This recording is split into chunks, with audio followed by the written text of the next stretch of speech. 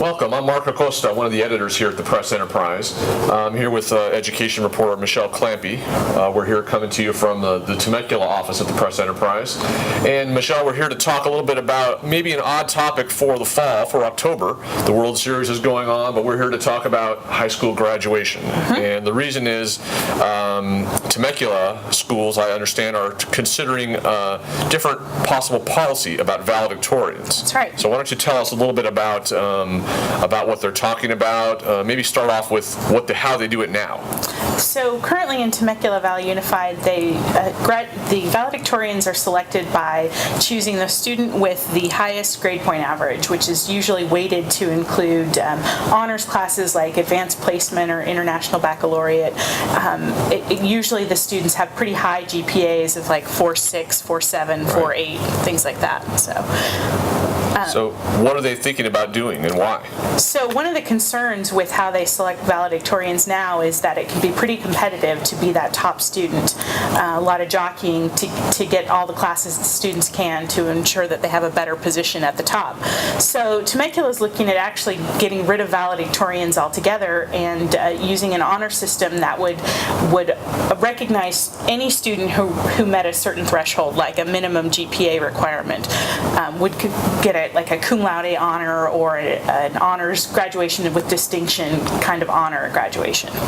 So there would be no valedictorian at the graduation. The traditional valedictorian speech probably wouldn't be there if this were to go through. It's still very preliminary, and they haven't actually drawn up a specific proposal yet, but probably what they would do would be not have one of the honor students speak, but open the speaking up to a wider range of students and have either a competition or some kind of another way to select speakers at graduation. And there'd be some kind of honoring at the ceremony of all these top students. Exactly. They maybe would give them a special medal, or they could mark their names in the program.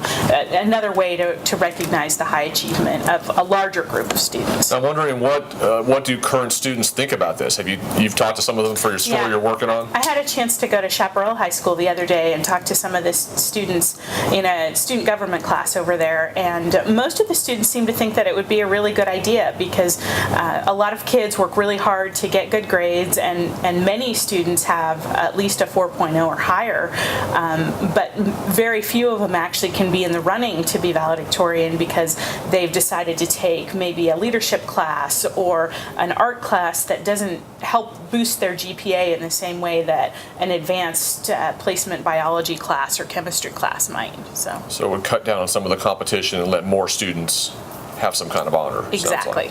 Now, what happens next on this? I know that it has not been finalized. Is it going to go to the school board, and when might such a plan actually take place? The superintendent, Tim Ritter, mentioned this idea at a school board meeting recently, just to kind of get some feedback from the school board to whether or not to pursue it. And everybody thought it would be a good idea to pursue it, but they're looking at maybe drafting an actual proposal of what such an honor system would look like and bringing it to the school board in early January. And probably if the board does approve a change, it would be phased in so that students who are working hard this year to be the valedictorian in the spring won't lose that chance. They'll still have a chance to be the valedictorian, but future classes would switch to the new system and have an honors group instead. Interesting. Okay, well, thanks for taking the time to talk, Michelle. Make sure to watch for Michelle's story in the Press Enterprise on the valedictorian policy, and you also get a little bit into what other school districts in the area do.